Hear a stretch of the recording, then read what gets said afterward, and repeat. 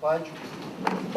I pledge allegiance to the flag of the United States of America and to the republic for which it stands, one nation, under God, indivisible, with liberty and justice for all.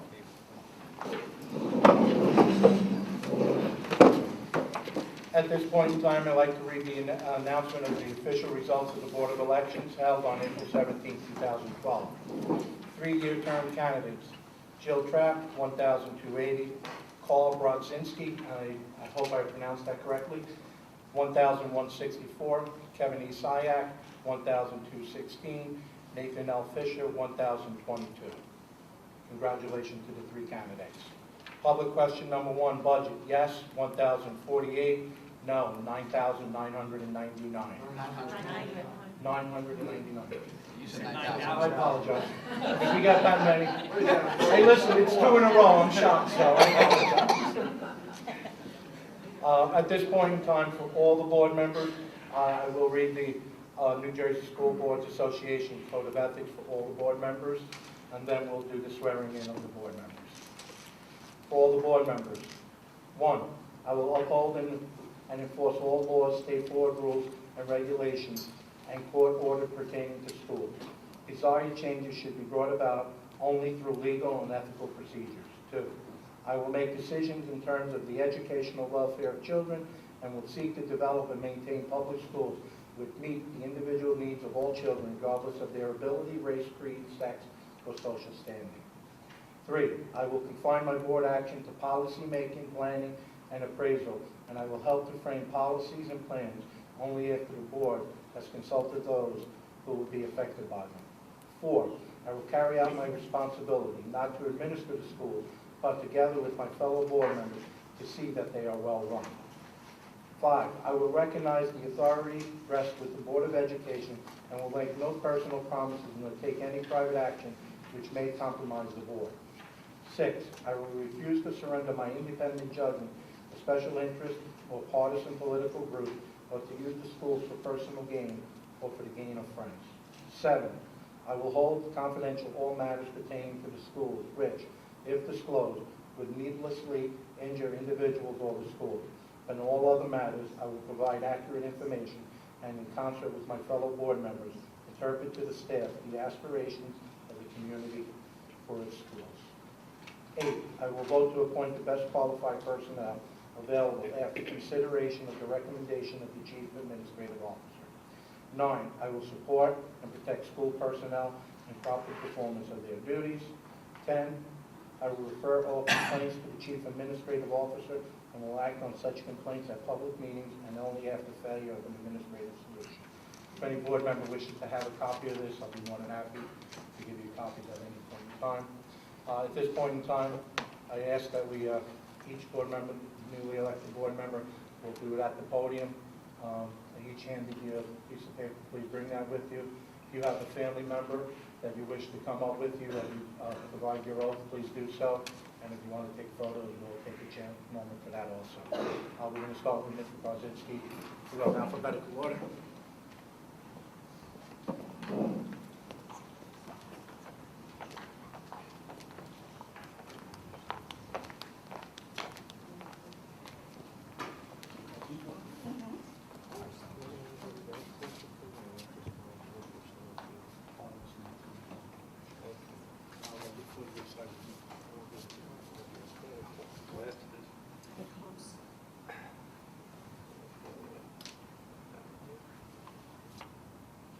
Go ahead. I, Carl Brodzinski, do solemnly swear that I will support the Constitution of the United States and the Constitution of the State of New Jersey, and that I will bear true faith and allegiance to the same and to the governments established in the United States and this state, under the authority of the people. So help me God. I, Carl Brodzinski, do solemnly swear that I possess the qualifications prescribed by law for the office of member of Board of Education, and I will faithfully, impartially, and justly perform all the duties of that office according to the best of my ability. So help me God. I also affirm and declare that I am not disqualified as a voter pursuant to RS 19:4-1. Thank you. Congratulations. Thank you.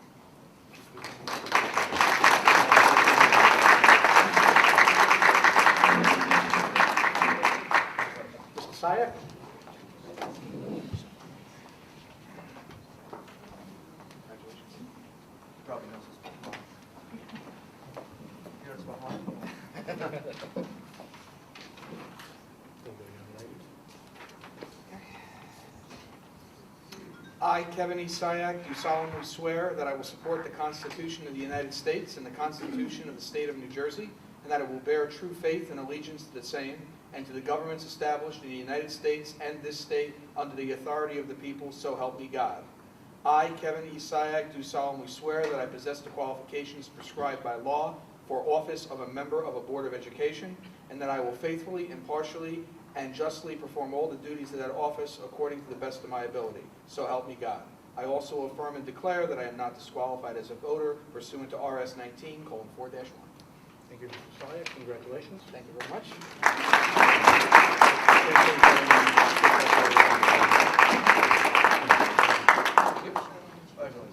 And Mrs. Trapp.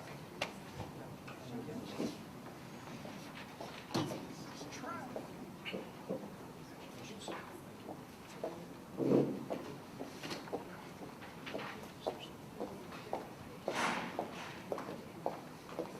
you go. How far away?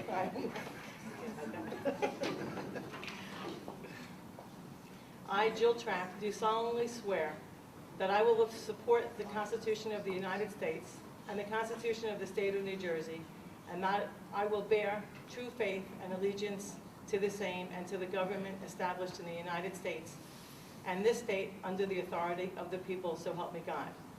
I, Jill Trapp, do solemnly swear that I will possess the qualifications prescribed by law for the office of a member of the Board of Education, and that I will faithfully, impartially, and justly perform all the duties in that office according to the best of my ability, so help me God. I also affirm and declare that I am not disqualified as a voter pursuant to RS 19:4-1. Congratulations. Thank you.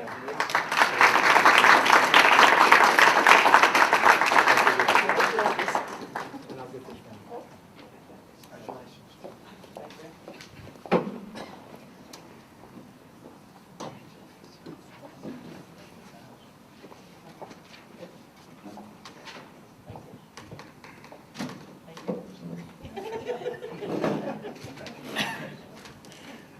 Thank you. You too.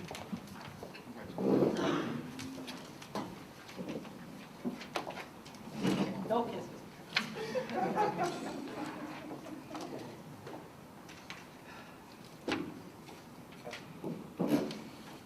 At this point in time, we're going to move on to the roll call for the board.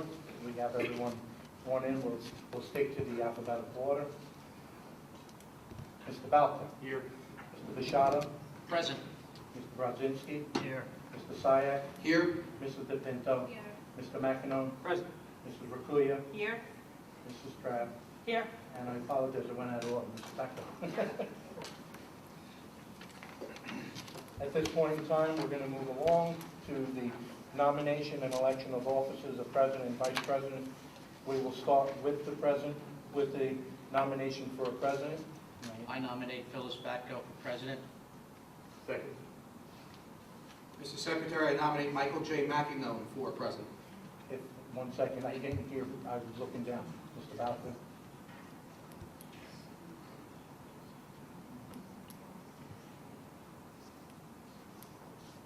Mike, Mr. I Syak. second. Any other nominations? I move nominations be closed. I have a second to close them? Second. And you said everyone shall vote. Yeah, as opposed to voting yes or no, both candidates, I was talking to Mr. DeAndrea earlier today, and I recommend that the board vote either Batko or McEnone for president. So your vote should be one of the two, as opposed to yes or no on both candidates. It's more efficient to do it this way. And we will go alphabetically. Mr. Balco? Batko? Mrs. Backer? Mr. Bishara? Batko. Mr. Brodzinski? Batko. Mr. Syak? Mr. McEnone.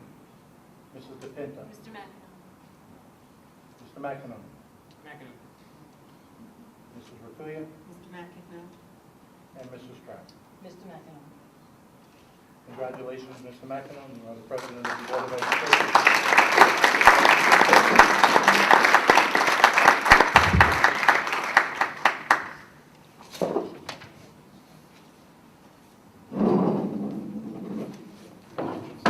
Okay,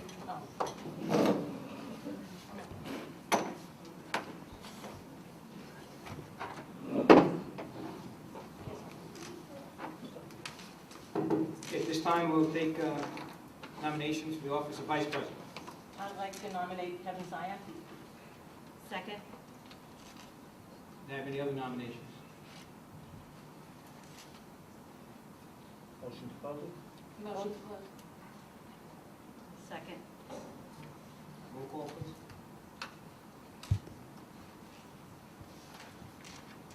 Mr. Balco? No.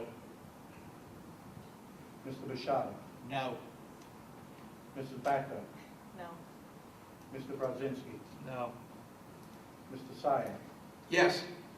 Mrs. DePinto? Yes. Mr. McEnroe? Yes. Mrs. Raffia, Yes. and Mrs. Trapp. Yes. Congratulations, Mr. Syak.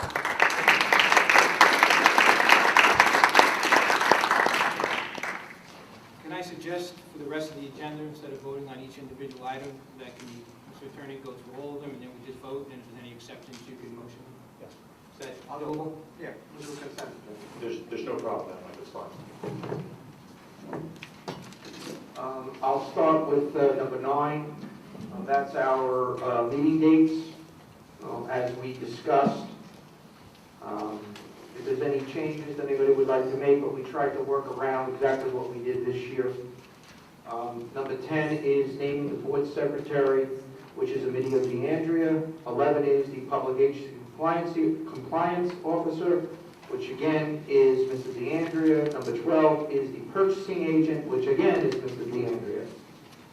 13, lucky 13, is Ms. Eichner. She's the affirmative action officer. The treasurer of school monies is Wayne Kranowski. Number 14, the board attorney is Schwartz, Simon, Edelstein, and Selzo. Moving to number 16, and I will read this since it is pretty complicated, which is on page 4. The board approval is required to set policy and certain fiscal procedures for the 2012-13 school year. It says the Board of Education is required by law to hold a reorganization meeting on this day, and at said reorganization meeting, it performs certain acts in making certain appointments as required by law. And whereas it would be to the best interest of the school district to ratify all existing rules, regulations, and policies of previous Board of Education. Now therefore be it resolved that the Board of Education in Saraville, the President and Secretary of this Board, and the Treasurer of School Funds are hereby authorized as persons to sign the checks of this Board. No contract or legal documents will bind the Saraville Board of Education unless executed by the President and the Secretary. In the absence of the Secretary, the Assistant Superintendent of Schools will execute such documents. In the matters of checks issued by the Board, with exception of payroll checks, all of the checks must have signature of the President, Treasurer, and Secretary. In the absence of the President or Secretary, the Vice President's and Assistant Superintendent's signatures are required. Moving to number 17, official newspapers are Home News Tribune and the Star Ledger. 18, the official depositories are as noted: Amboy National Bank, PNC Bank, MBIA, and the PPAC Gladstone Bank. And the funds of the schools are as listed and noted in number 18. Number 19, the name of the order is Samuel Klein and Company. Moving to the adoption of the 2012-13 budget, I will read it, and be it resolved that the board approves that upon approval of the general fund tax levy of $53,189,180 for the base budget by voters of the Borough of Saraville in the annual school election conducted on April 17th, and approval of the debt service fund tax levy $734,882. The proposed budget for the 2012-13 school year in the amount of $83,622,410 be formally adopted by the board. Be it resolved, the Board of Education authorizes the superintendent and the business administrator to implement the 12-13 budget pursuant to policies and regulation of the New Jersey State Board of Education and the Sayreville Board of Education. Be it resolved further, the board approves the amount of district taxes inclusive of current expenses, capital outlay, and debt service needed to meet the obligation of Sayreville Board of Education for the 2012-13 school year is $56,924,062, and that the Sayreville Board of Education is hereby requested to place in the hands of the treasurer of school monies the amount as listed in the current fund and in the debt services listed within number 20. Public participation, reorganization, agenda items only. I'll leave that to Mr. McEnroe. Any board discussion on the agenda items for open to the public? Hearing none, at this time I'd like to open up for the public for any comments on the reorganization agenda before the board takes a vote on it. I will open up to the public for any information that may come before the board. Does anybody from the public want to come up and comment on anything on the agenda before the board's vote? I have something that's not on the agenda. Well, we're going to open it up again, sir. Good. For that. I'll wait. Sure, yes. All right. Any business that may come before the board. So this time, having seen no public comment on the agenda, I'll close the public portion, and I'll entertain a motion to approve the reorganization agenda. So moved. Second. Any roll call vote? Mr. Balfour. I need to abstain on item number 14, yes on all other items.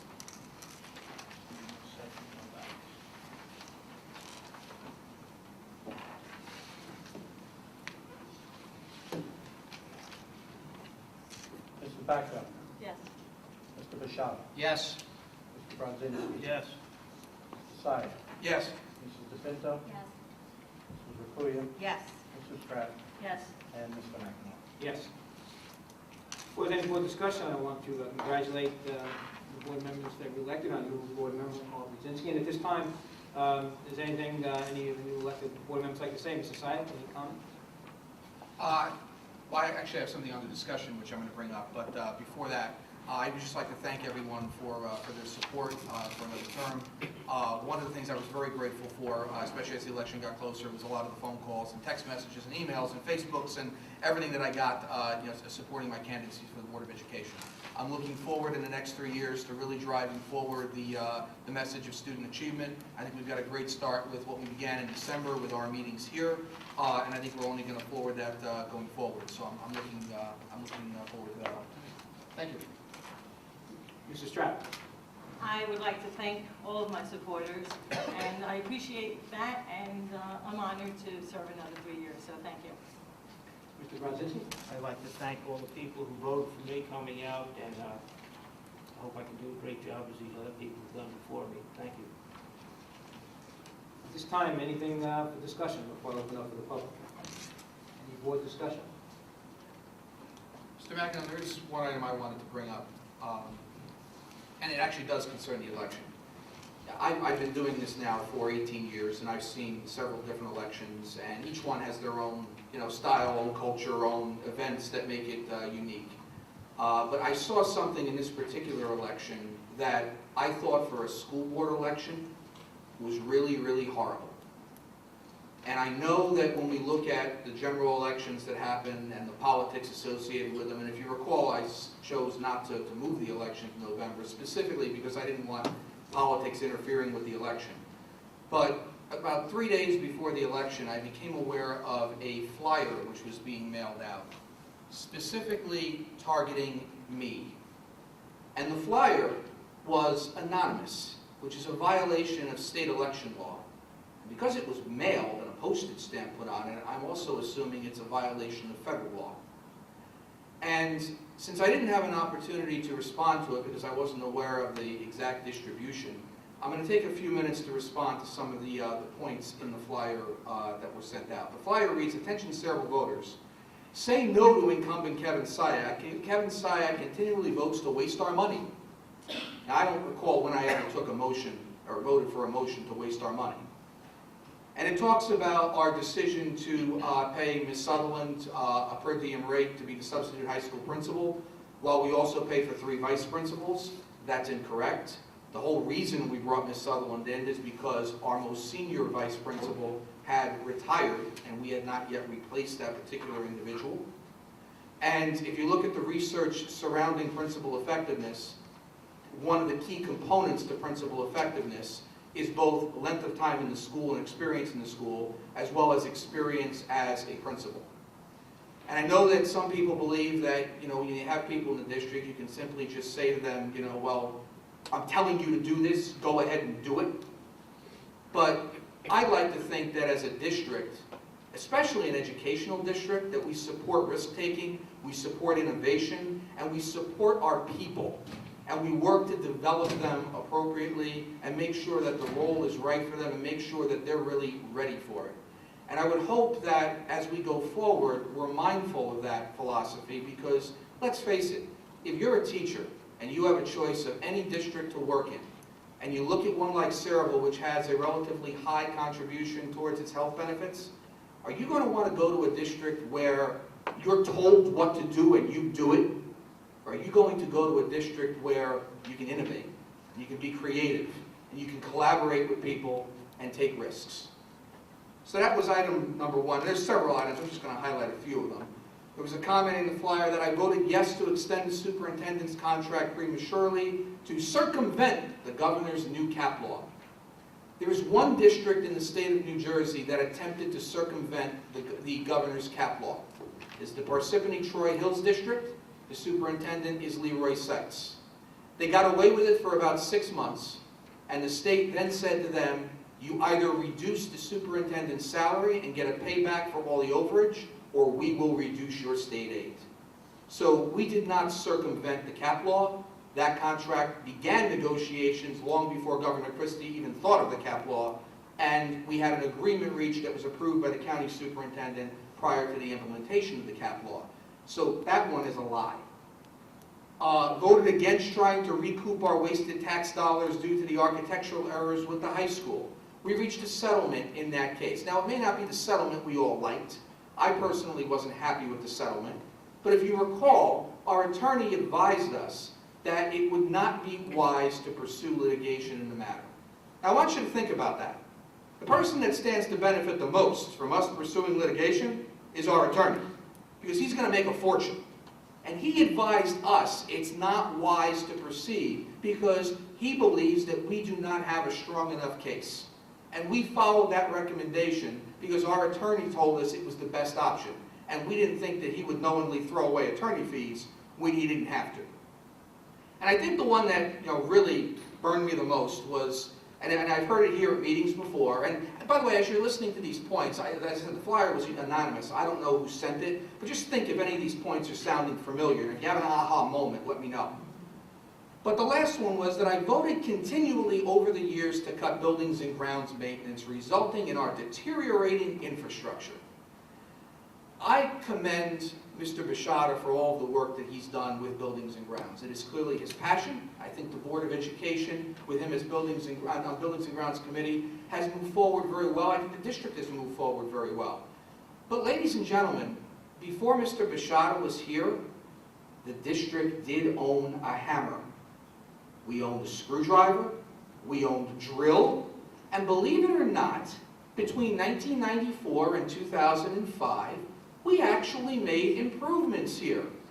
Now, I know people come to the microphone and make you believe that we didn't do anything, so I'd like to share with you just a brief list of the things that we did between 1994 and 2005. We replaced the Arlett School front portico. We built the Arlett School addition.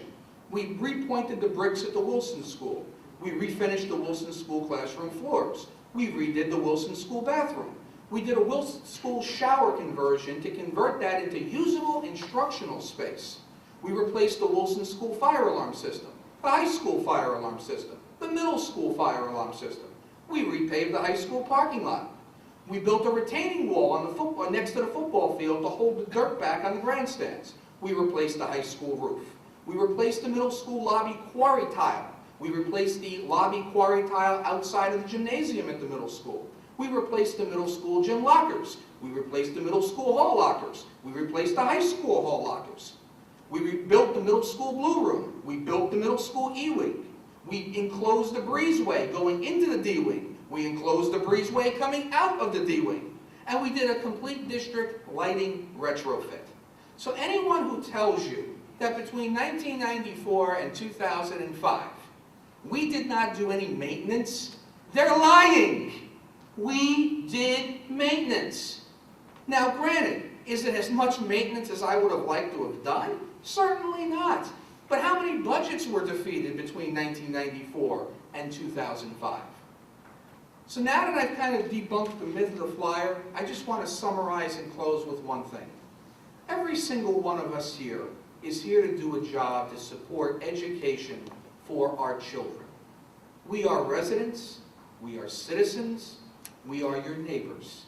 I don't know who put this piece of poo-poo out, but I can tell you right now, I didn't deserve it, and no one on this board should have to live in fear, wondering if next time an anonymous flyer is going to go out, destroying their credibility and their reputation.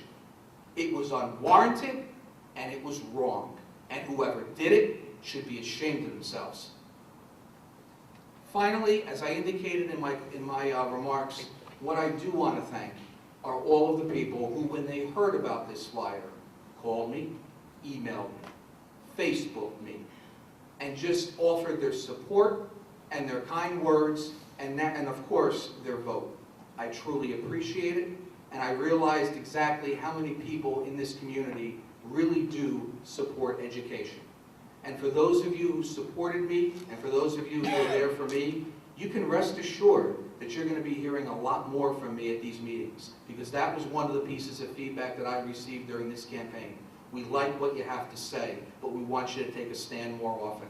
And rest assured, I'll be taking a stand a lot more often. Thank you, Mr. President.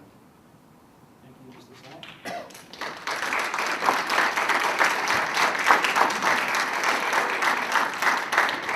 It's tough to follow, but anybody else have any items for discussion? I'd like to add two things to Kevin. Well, one specific, which is that at the bottom of that letter, it implied that the two newcomers were supporting this letter. From what I understand, the two newcomers did not even know about it. And so that really bugs me. And the second thing is, I was remiss in saying thank you so much for supporting the budget. We all appreciate it. The children deserve that, so thank you.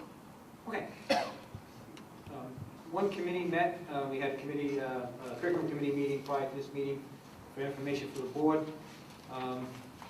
We talked about the curricular alignment and how that's going, and Mr. Aguiles is going to inform the committee on where we're exactly at in time right now with that. We talked about, if you remember last time we met, we brought online, it was in the budget this year, the Apex Online Learning, and we have some students that will be taking, a number of students actually, that are interested in taking AP Statistics with this new online course, and we're hoping to implement that at Ms. Aguiles over the summer, with the second part in the fall semester as well. So that's very exciting, interesting to see once we start that up, how far that's going to take us and how many students we get involved in doing that. And then the most important thing we're taking a look at right now is Mr. Aguiles is in the process of compiling statistics. The board's committee is very interested in looking at data from test scores, and what Mr. Aguiles is going to do, and correct me if I'm wrong, looking at current 12th graders and then backtracking them all the way back to the 3rd grade, and looking to see at these certain data points if there are any trends that need our attention, to take a look at it and see if any correction or what is causing those deviations from the data to happen. So that should be available to the board as soon as he compiles that in something that's agreeable, interpretable by us. And we will continue to keep you posted. Then we spent a little time talking about going forward with professional development and other items that affect curriculum. Right now, as we know in education, it's a very challenging time, especially with information that's coming out of Trenton, which is often inconsistent, contradictory, and incomplete. And as that continues to happen, we try to continue to adapt to the new requirements that's hitting the education industry. So, if there are no other items for discussion from the board. I have a few other items. Less passionately and more positively. One of the items that we're dealing with is the redistricting plan regarding the UES. And as I mentioned at the candidates debate, so far all the research that I've found supports a K-5 structure versus a K-3. Because the larger the grade span, the better the student achievement at the 5th grade level by the time you get there. The one concern that I know has been a concern amongst our principals, and it's also a concern of mine with that structure, is that we will have one very large elementary school, which would be the Samsel Elementary School, and it would consist of over anywhere between 1,000 and 1,200 students. I'd like to know if the board would be interested, if Dr. Alfano could arrange it, in doing a tour of another elementary school in another district that is of a similar size and demographic, along with some of the members of the administration, to get a feel for how that works. Is it effective? What have they done to make it effective and work? Or is it not effective at all and we may need to rethink this strategy? I think seeing one in action would be a very good idea and provide some useful information. Well, the redistricting committee met yesterday, and we're working these issues, and I would recommend that you allow us to continue with that. And then we will inform the board once we come to some conclusion. There's still a lot of missing pieces to what we're trying to look at, and allow you to give us time and let this thing fall in the hands of the redistricting committee. Okay. And then we'll keep you posted on that. All right. If you do decide to do a tour, though, I would like to attend, because I would really like to see one of these schools in action, of that size. Again, if you're still going in that I direction, will inform the committee chairman. that would be great. Any other discussion? If not, at this time, I'd like to open up to the public for any business that may come before the board, sir. Now, at this time, if you'd like to come up, please come up and state your name and address for the record.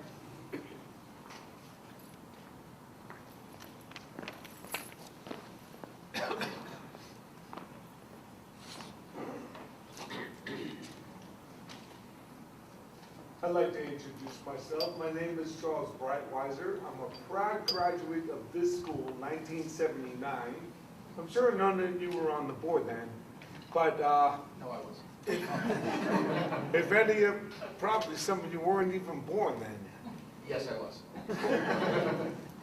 All right, well, anyway, like I was saying, in 1979, 4 days before my high school graduation, I was dead on arrival from a serious car crash. I made my graduation, but my point is, after many years of struggling with physical disability and impairment, I was a crippled kid for many years, and after a lot of exercise and rehabilitation, I'm coming back. I'm back big, and this is like a personal triumph for me. I want to give something to the school board called Hooked on Fishing, Not on Drugs.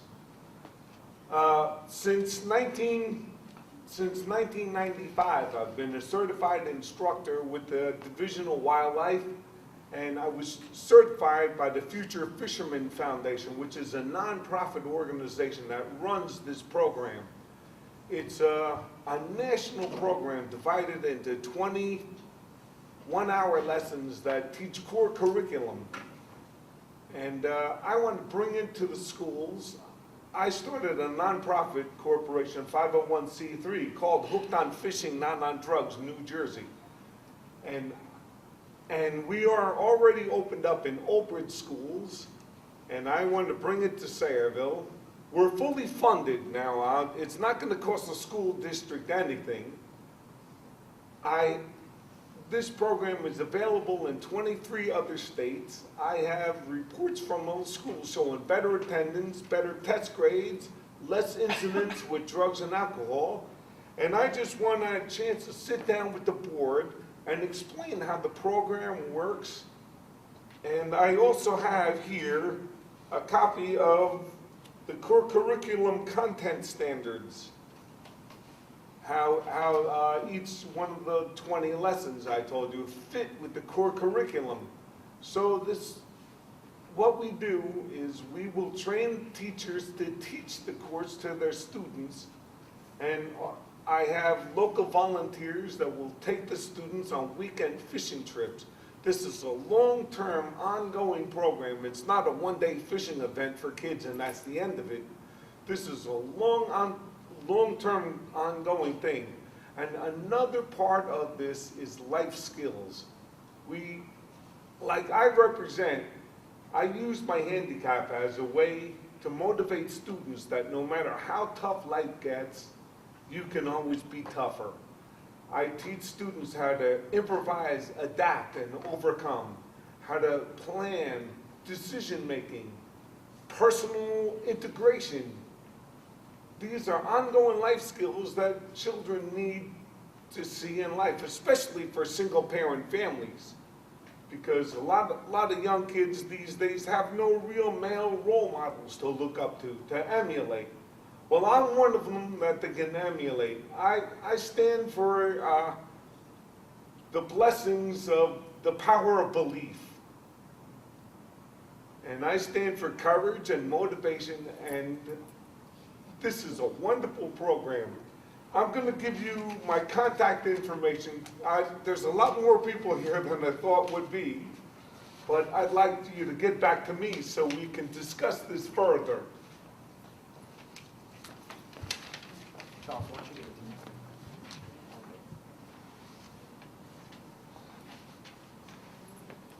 I didn't spell your name right. Oh, that's okay. If you spelled it like it sounds, just like spelled you're a it book right- writer. I spelled it right wiser. Right? I didn't spell it right. I'm not too bright. I don't know who to give to, but That's all thanks. right. The superintendent. Charles, thank you. We'll get back to you. Okay, that's terrific. Thanks, Charles. Yep, all right, thanks. Thank you. Mr. Thank Bashad, you. sir? Mr. Bashad. Is that freshwater or saltwater you're referring to? Freshwater. Good. We emphasize freshwater. I would imagine that for students that really excel in that, we can also expand it to saltwater during the summer. But this program is really designed to run during trout season, like from maybe March to June. That would be probably the best time. We have in-course lessons that could be taught during the cold weather, and How long What is age, it? there's a sorry, lot more to it. what age group and grades would, 4th to 12th. And how long has Old Bridge been involved in this? You mentioned Old Bridge. Old Bridge, they got involved in January. January of this year. Yeah, yes. And also Saturday, we had our first fishing event with the Old Bridge seniors. And it was great. We went to Dallenbach's Lake in East Brunswick. I don't know if you're familiar with it, but everybody caught something except for me. But that's okay. I was busy working with the students. I want them to catch. We turned a lot of kids on to fishing. Now they're hooked. Thank you, sir. Thank you. Thank you. Anybody else from the public would like to come up for anything that come before the madam?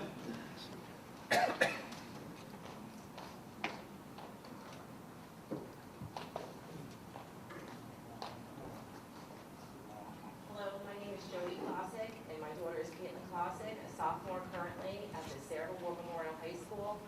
On Monday, April 23rd, Mr. Robert Preston, the department head of Math and Business at the Sarah War Memorial High School, informed me that my daughter will be attending the Future Business Leaders of America National Competition in San Antonio, Texas. I would like to take a minute to say thank you to Ms. Elaine Hall, Mr. Robert Preston, and the Saraville Board of Education for supporting my daughter and giving her the opportunity to attend this national competition, and to thank them for their anticipated support in this matter. Thank you. Thank you.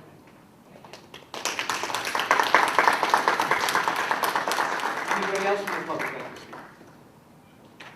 Seeing none, I let vote. You're not getting away easy. It's been a while, Mrs. Kilcox. How are you? Have no fear, I did nothing anonymously. You see my letter to the newspaper and everything else, so. Is this on? Yes. I just want to comment about Caitlin Klosick, and I think that's a wonderful idea. For someone from leadership and something positive for the schools, There was rumbling that she was number 4, then pushed up to number 3 and not considering it. But I think this is a positive thing, and it brings good publicity to the school system, especially for leadership, and that's what we're looking for as leaders. And I attended the council meeting last night, and they unanimously are going to give her a resolution, and the mayor was extremely proud. So I just wanted to add that too, that she does have the town behind her. Thank you, Mrs. Cook. Anybody else from the public like to speak? If not, I will take a motion for adjournment. So moved. Second.